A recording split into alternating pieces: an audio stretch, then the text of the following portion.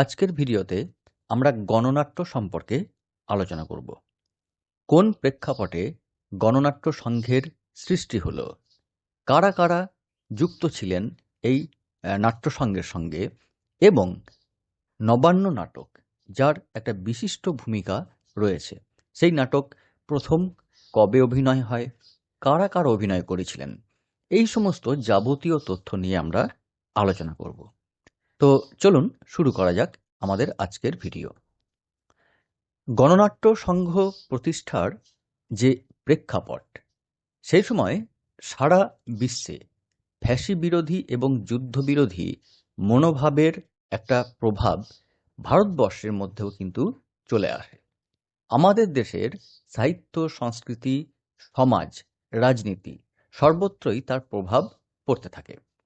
এদেশের যারা প্রগতিশীল রাজনৈতিক কর্মী, বুদ্ধিজীবী, তারা এই ফ্যাসিবাদ এবং সাম্রাজ্যবাদের বিরুদ্ধে সোচ্চার হতে থাকেন। এরকম একটি পরিস্থিতিতে বিশ্ব লেখক সংঘ তৈরি হয় 1936 সালের 21শে জুন। ওই বছর জাতীয় কংগ্রেসের লখনৌ অধিবেশনে মুন্সি প্রেমচাঁদের সভাপতিত্বে নিখিল ভারত প্রগতি লেখক সংঘ তৈরি হয়। এখানে আপনারা এই যে ইয়েলো মার্ক করে দেওয়া হয়েছে, এই দুটি তথ্যকে অবশ্যই মনে রাখবেন। 1943 সালের 22শে মে থেকে 25 মে তৎকালীন বোম্বে শহরে প্রগতি লেখক সংঘের অনুষ্ঠিত চতুর্থ সম্মেলনে গণনাট্য সম্মেলন অনুষ্ঠিত হয়।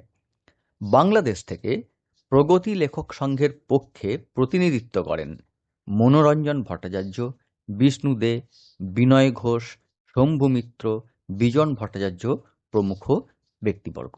এদেরই প্রচেষ্টায় সর্বভারতীয় সংগঠন হিসেবে প্রতিষ্ঠা লাভ করে ইন্ডিয়ান পিপলস থিয়েটার অ্যাসোসিয়েশন বা ভারতীয় গণনাট্য সংঘ। এর পাশাপাশি আমরা দেখে নেব যে সেই সময় যখন দ্বিতীয় বিশ্বযুদ্ধের অবসান হতে চলেছে, সেই সময়ে একদিকে বাংলার নাট্যমঞ্চগুলিতে নেমে আসে দারুণ এক সংকট। নানা সমস্যায় জর্জরিত দর্শক চিত্ত, কিন্তু মঞ্চে চলতে লাগলো সেই একঘেয়ে কাহিনী ঘেরা নাটক, যে কাহিনীর সঙ্গে সাধারণ মানুষের কোনো যোগ নেই, হৃদয়ের স্পর্শ নেই। তা দর্শক দিনের পর দিন কেন দেখবে? দর্শক চিত্ত ভারাক্রান্ত হয়ে পড়ল।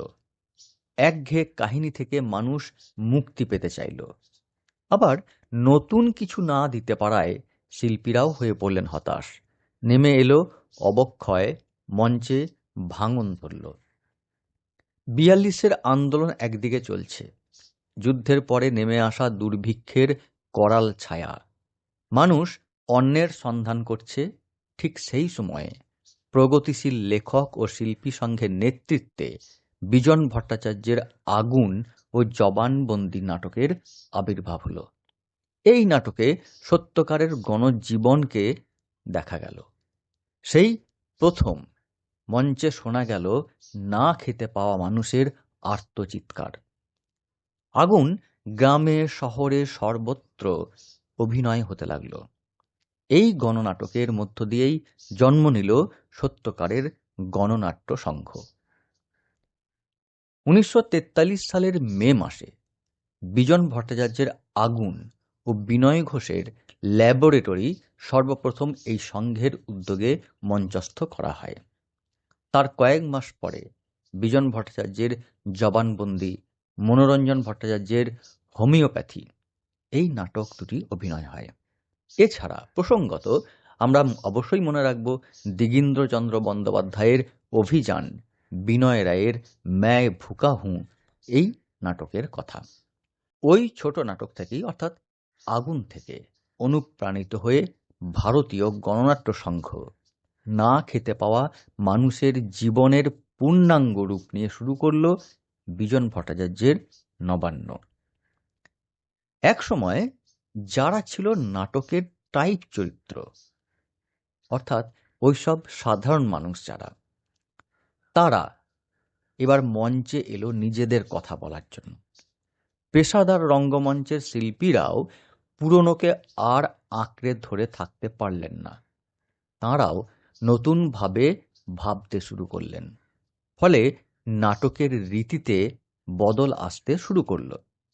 সময়ের সঙ্গে ছন্দ মিলিয়ে চলতে হবে ঘোষণা করলেন শিশির কুমার ভাদুড়ী শ্রীরঙ্গম মঞ্চে তুলসী লাহিড়ীর দুঃখীর ইমানের মধ্য দিয়ে। ফলে গণনাট্য সংঘের মধ্য দিয়ে এক নতুন ভাবনার উদয় হলো। এবার আমরা দেখে নেব নবান্ন নাটকের যে অভিনয় হয়েছিল প্রথম, তার কিছু তথ্য। এগুলি আপনাদের কাজে লাগতে পারে, বিশেষত যাদের নাটক স্পেশাল রয়েছে। নবান্ন নাটকের প্রথম অভিনয় হয় 24শে অক্টোবর 1944 খ্রিস্টাব্দে শ্রীরঙ্গমে। পরিচালনা করেছিলেন শম্ভু মিত্র ও বিজন ভট্টাচার্য। উপদেষ্টা ছিলেন মনোরঞ্জন ভট্টাচার্য। সঙ্গীত পরিচালক ছিলেন গৌর ঘোষ। মঞ্চাধ্যক্ষ চিত্ত ব্যানার্জি। এবার এই নাটকের অভিনয়ে কে কোন চরিত্রে অভিনয় করেছিলেন দেখে নেওয়া যাক। প্রধান সমাদদার বিজন ভট্টাচার্য, কুঞ্জ সুধী প্রধান, দয়াল মণ্ডল শম্ভু মিত্র, রাধিকা শোভা সেন, বিনোদিনী তৃপ্তি ভাদুড়ী। তো এই ছিল আমাদের আজকের ছোট্ট একটি ভিডিও, যেখানে আমরা গণনাট্য এবং তার প্রাসঙ্গিক নানা তথ্য আপনাদেরকে দিলাম।